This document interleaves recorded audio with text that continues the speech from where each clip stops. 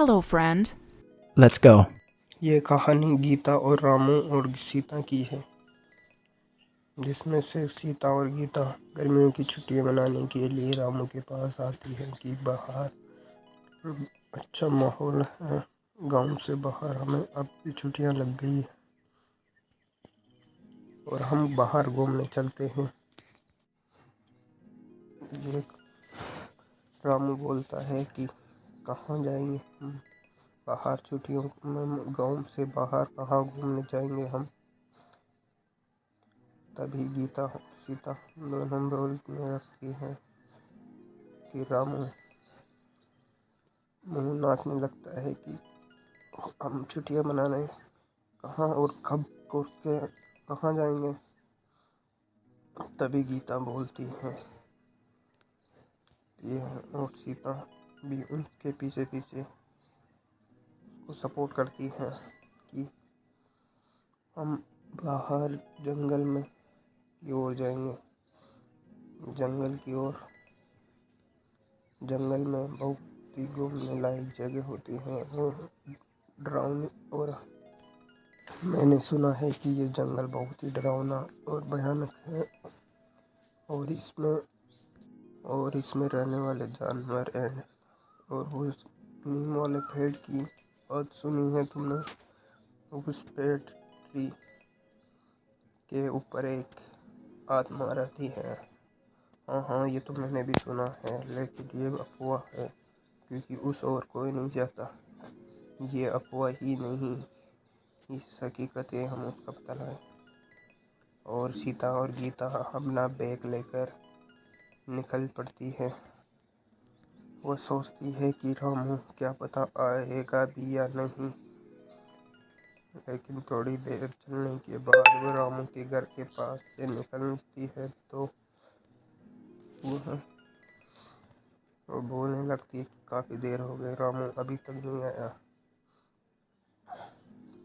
चलो देखते हैं कि कहाँ क्या हुआ।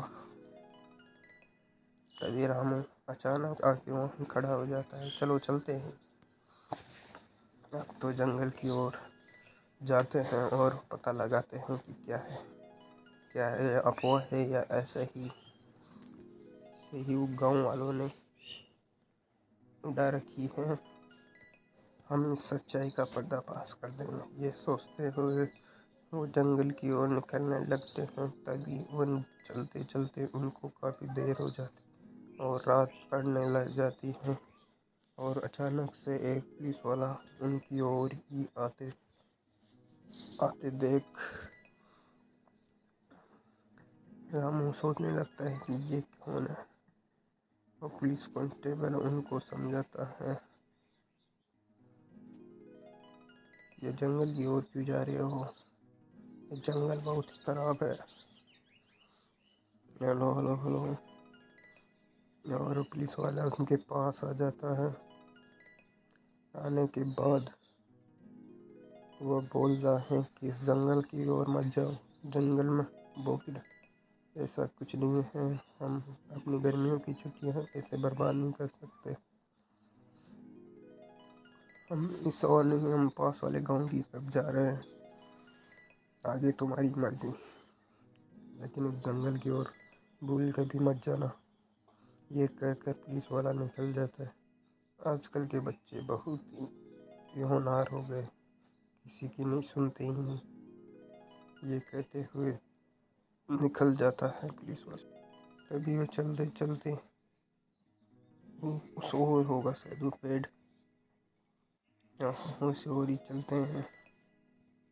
और तभी अचानक से एक पुलिस इंस्पेक्टर आ जाता है और उनको बताने लगता है कि उस ओर मत जाना, उस ओर भयानक डरावनी आत्मा का शहर है, उस ओर हम भी नहीं जाते पेट्रोलिंग करने के लिए। ऐसा कहकर वो चला जाता है और फिर राम और सीता और गीता चलने लगती है। और चलते चलते उनको भी काफ़ी देर हो जाती है। तभी वो जंगल के उस कोने की तरफ आ जाती हैं जहाँ पर उनको और वो देखते हैं कि एक सफ़ेद कपड़े में बड़े बड़े दांतों वाली एक औरत खड़ी हुई है और वह चलती है और हवा में उड़ने लगती है। तभी वह रुक जाते हैं अचानक और डर जाते हैं कि तुम कौन हो। और वह देखते हैं कि वो जंगल ट्री के पास आ पहुंचते हैं। तभी वह हवा में फ्लाई करती है, हा हा हा हा हा हा हा हा हा, और बोलने लगती है कि तुम लोग बहुत दिनों के बाद आए हो, तुम्हें भी नहीं छोड़ूंगी मैं, तुम्हें भी खा जाऊंगी, हा हा हा हा हा। तभी ये सुनते ही वो पीछे की ओर मुंह करके भागने लगते हैं। तभी वो पीछा करती है, लेकिन वो जंगल के श्राप के कारण वो पेड़ ट्री से बाहर नहीं जा सकती और वो भागते हुए काफी थके हुए एक घर के बाहर बैठ जाते हैं। और वो सोच बोलने लगता, रामू बोलता है कि वो जंगल ट्री वाली कहानी तो सच्ची निकली, लेकिन क्या है उसके पीछे का राज, और हमसे गांव वालों ने क्यों छुपाया उस ट्री का राज। गांव वालों के साथ मिलकर जाएंगे, अब की बार उसका पर्दाफाश करेंगे। लेकिन वह है कौन? उस चुड़ैल ने ऐसा क्यों बोला कि काफी दिनों के बाद गांव वाले इस ओर आए? क्या उस ओर कहीं कोई नहीं जाता? हम फिर से जाएंगे और उसका पता लगाएंगे। Hello, hello friend. दोस्तों, मैं कृषि निंदा हूँ। आपने जैसा कि देखा कि इस कहानी की ओर आपका ध्यान खींचने के लिए हम इस कहानी को और आगे बढ़ाएंगे। इससे पहले कि आप सब्सक्राइब करके हमारे चैनल को लाइक एंड सब्सक्राइब कर लीजिए। नेक्स्ट पार्ट आने वाला है। और इस कहानी में आगे क्या हुआ, क्या वो बच्चे इस गांव का रहस्य को सुलझा पाएंगे, क्या वो चंपा चुड़ैल कौन थी और वह उस पेड़ के ही नीचे क्यों रहती थी, इसका भी रहस्य के बारे में पता लगाएंगे। गांव वाले अभी भी कुछ उनसे छिपा रहे थे, क्या था उस पेड़ का रहस्य, सब